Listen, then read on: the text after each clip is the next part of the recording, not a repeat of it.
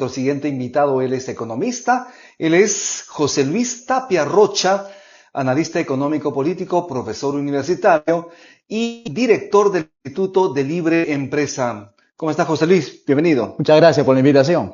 Gracias, José Luis. Como sabes, mañana domingo 31, los dos candidatos a la presidencia, Keiko Fujimori y Roberto Sánchez, se van a ver las caras en este debate presidencial. ¿Qué expectativa tienes? Bueno, no tengo mucha expectativa realmente porque los dos están presentando un programa bastante parecido. Yo diría que porque Roberto Sánchez quiere quedar bien con el centro, digamos, ideológico del país, se está arrimando hacia las posiciones de Keiko Fujimori. Más bien, Keiko Fujimori no se está arrimando hacia la izquierda, sino está tratando de plantear una serie de medidas, por ejemplo, entre ellas la desregulación o shock desregulatorio, ¿no? Eso es bueno, ¿no? Por un lado, pero no me da mucha información acerca si necesitamos reformas o no, ¿no? Estamos hablando además de dos modelos económicos que inicialmente ambos partidos propugnaban, ¿no? Tanto por Fuerza Popular como por Juntos por el Perú. Pero aquí, digamos, lo medular es qué va a pasar con el capítulo económico de la Constitución, fundamentalmente. ¿Qué visión tienes tú sobre ese asunto? Mira, yo tengo una visión bastante liberal, digamos, ¿no? O sea, yo, por ejemplo, reformaría el artículo 58 de la Constitución dejándolo solamente en la iniciativa privada es libre. El resto, digamos, el punto seguido, lo borraría. Y en el caso, por ejemplo, de ambos partidos políticos que están pugnando por la presidencia, sus modelos económicos iniciales, tanto de Keiko Fujimori como de Roberto Sánchez.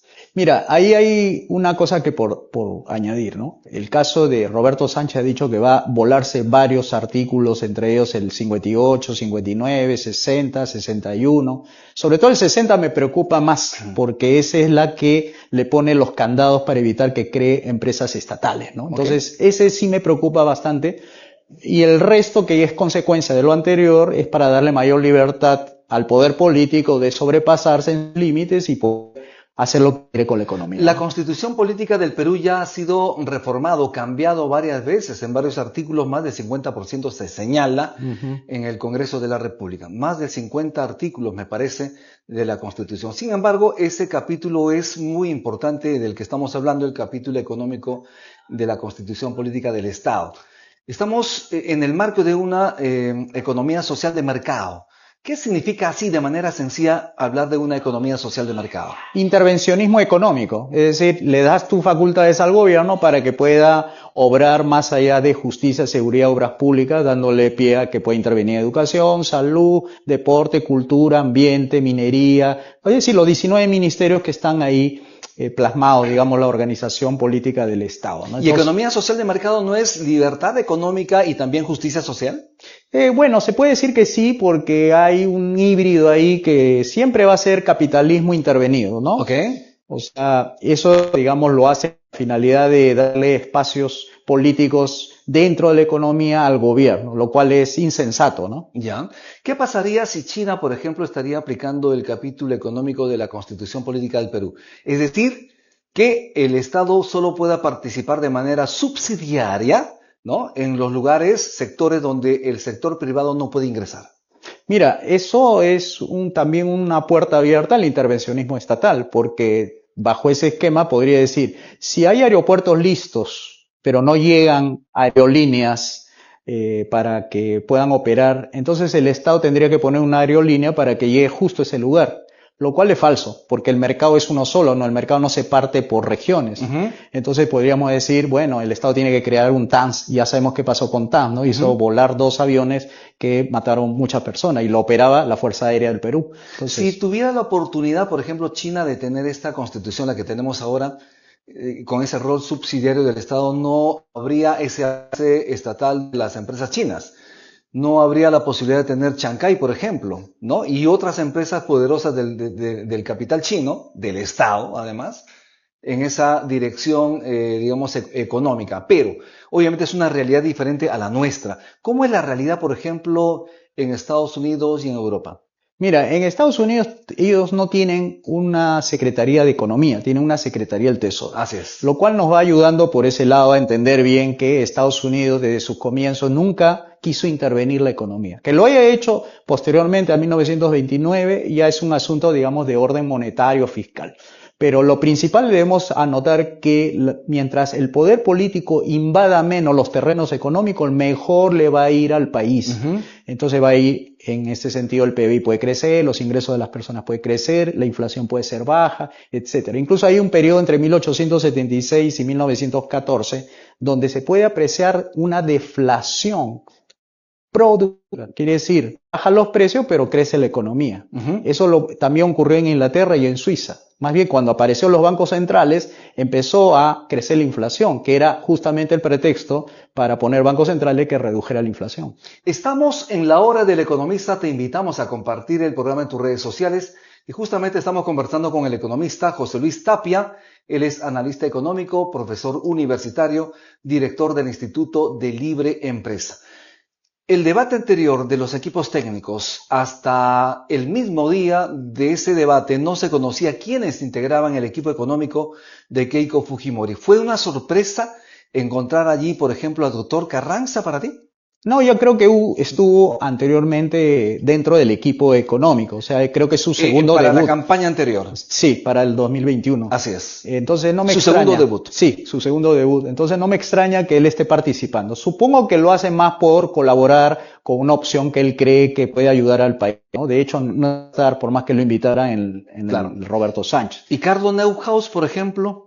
Viene del sector presidente privado. Del PPC además. Además, ¿no? También creo yo que no cree en las opciones comunistas y eso le está dando una tranquilidad seguro con su presencia al equipo económico, ¿no? Que es importante, ¿no? Su presencia también, ¿no? Y en el caso, por ejemplo, de Juntos por el Perú, tiene un equipo económico liderado por Pedro Franque, está Oscar Dancur, Caterine Eizaguirre. Hace un momento también estuvimos con Fernando Cuadros, que ha sido viceministro de Promoción del Empleo, y otras personas más que se están sumando al equipo económico. ¿Cómo ves ese equilibrio de fuerzas entre ambos equipos económicos? Los dos equipos son respetables, tanto como personas, pero por un lado no tanto por las ideas, me refiero a las ideas de izquierda. Claro, pero sí. Lo importante es que el Perú sepa y compare las opciones que tiene sobre la mesa, ¿no? Viendo a ver qué hace por el lado del intervencionismo, socialismo, qué plantea, y por el otro lado, en la derecha, que yo le llamo derecha falsa, porque no abre las reformas, no habla de privatizaciones, no habla de libre mercado, no habla nada, habla de gestionar mejor lo que hay, o sea, el estatismo, y hacer a ver cómo funciona el Estado dentro de esos márgenes del intervencionismo, tanto fiscal, monetario y todo eso. ¿Keiko Fujimori representa a una derecha falsa desde tu punto de vista? Como repito, yo soy liberal clásico. Libre mercado entiendo como el Estado solamente en justicia, seguridad y obra pública. Adam Smith, en eso me baso, John Locke, Friedrich Hayek, von Mises. Y cuando yo veo, por ejemplo, planteamientos de la derecha, en este caso representada por Keiko Fujimori, no veo eso. Entonces yo digo, bueno, esto no es derecha. Libre mercado. No es libre mercado. Esto no es gobierno limitado, esto no es propiedad privada. Si no, estarían hablando de privatizaciones populares, lo que su papá hizo hace mucho, pero popular, no monopólicas, como se dio en el caso de Telefónica, que se le entregó un monopolio por 2.100 millones. Entonces hay que abrir la cancha para que el sector privado se pueda, digamos, crecer, etcétera, pero necesita hablar de reformas si quiere capturar a ese voto liberal que todavía existe, ¿no? Dos visiones diferentes respecto al sueldo mínimo en el caso de Pedro Sánchez, estamos hablando de Pedro Castillo, no, estamos hablando de Roberto Sánchez, el titular de Juntos por el Perú, candidato a la presidencia, señala que de ser presidente empezaría ya, digamos, a subir la remuneración mínima vital a no menos de 1.500 soles. Sin embargo, desde el lado de Keiko Fujimori, ha señalado que esto sería contraproducente porque se impactaría a las MIPES del país. ¿Cómo ves tú este sistema, esta situación?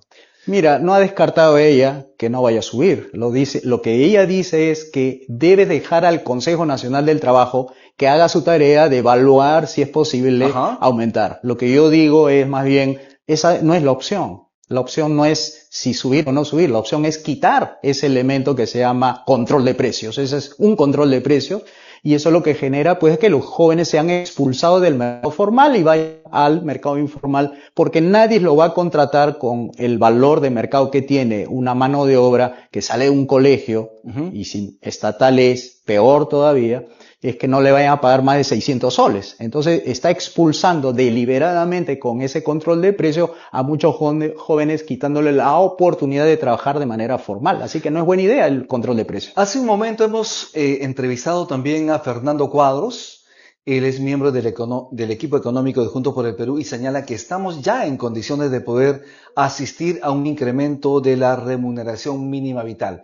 Señala él que esto sería por tramos, pero tú insistes en que esta figura no debería existir. Es que ningún control de precios es bueno, sobre todo este control de precios se llama control de precios mínimo, por eso se llama sueldo mínimo. Okay. Y siempre abre una brecha entre los que quieren trabajar por un sueldo mínimo que aumenta versus las empresas que no pueden contratar por ese sueldo mínimo. Entonces la empresa que no quiere contratar va a desemplear gente que hubiera podido contratar si hubieran aumentado el sueldo mínimo. Entonces creas un desempleo deliberado. Entonces lo que hay que hacer es quitar ese sueldo mínimo para que la oferta y la demanda coincidan, pero eso hay que hacerlo dentro de un conjunto de reformas liberales. Ahora también Keiko Fujimori y Roberto Sánchez han coincidido en la necesidad de estabilidad macroeconómica. En ambos casos consideran necesario la permanencia de Julio Velarde al frente del Banco Central de Reserva. Ya lo ha ratificado el señor Sánchez, lo ha ratificado también el equipo económico de Fujimori. Y en ese sentido, ¿cuál es el papel que debería tener el Banco Central de Reserva en ese sentido del que estamos hablando? A ver, si tú me hablas desde el punto de vista de los dos candidatos, sería mantener un monopolio. O sea, el Banco Central es un monopolio por ley, artículo 84, dándole facultades exclusivas. Si tú me preguntarías el caso, ¿qué se debería hacer con el Banco Central? Es sustituirlo más bien por una banca privada, libre, competitiva, con 100% de reserva fraccionaria. Eso evitaría la inflación. Pero los países no tienen Banco Central. Estados Unidos tiene la Reserva Federal, obviamente, de alguna manera, obviamente tiene que ver con la situación económica de cada país. Existen bancos centrales de reserva. Pero también no existen en países como Ecuador, como El Salvador, como Hong Kong y otros países. Y el Perú tampoco tuvo antes de 1922 Banco Central. ¿Ya? O sea que teníamos banca privada que emitía dinero, libra peruana de oro, libra peruana de plata. Pero ¿no crees que ha sido fundamental la presencia de Julio Velarde al frente del Banco Central de Reserva para continuar, mantener esa estabilidad que tanto necesitamos en el país, que es nuestra carta de referencia además entre los organismos internacionales? Si tú le preguntas a las amas de casa si quieren incrementar los precios o quiere que los precios de los artículos bajen, ¿cuál crees de los dos va a escoger? Obviamente quiere que bajen los precios. Ya, eso se llama deflación. ¿Ya? Eso es lo que no hace un banco central. Está probado en todas partes del mundo. Cuando ha habido banco central, ha habido más inflación que sin banco central.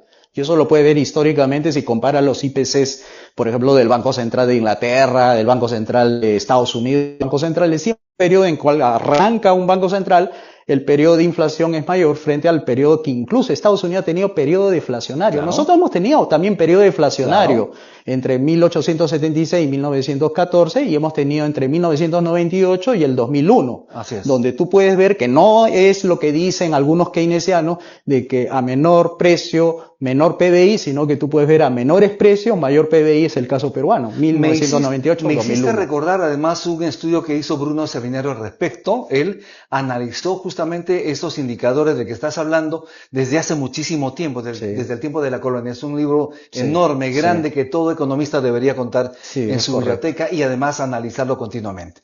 Efectivamente, José Luis Tapia, mañana será un día decisivo para que las audiencias, en este caso los electores peruanos, tomen en consideración las propuestas que van a plantear ambos candidatos, Keiko Fujimori y Roberto Sánchez. ¿Tú no tienes expectativas respecto a los dos candidatos? ¿Ya lo dijiste? Salvo que digan una palabrita mágica. ¿Cuál es esa palabra mágica? Reformas liberales. Reforma liberal. Si lo dicen, yo me quedaré atento. ¿Quién crees que lo diga? Ojalá que lo diga Keiko Fujimori, porque la izquierda no va a hacer reformas liberales, sería traicionar sus propios principios, ¿no? Que no creen en el libre mercado, ¿no? Sin embargo, varios gobiernos que han asistido al país, que han ingresado como gobiernos durante su campaña, han tenido propuestas de izquierda, pero han gobernado como de derecha.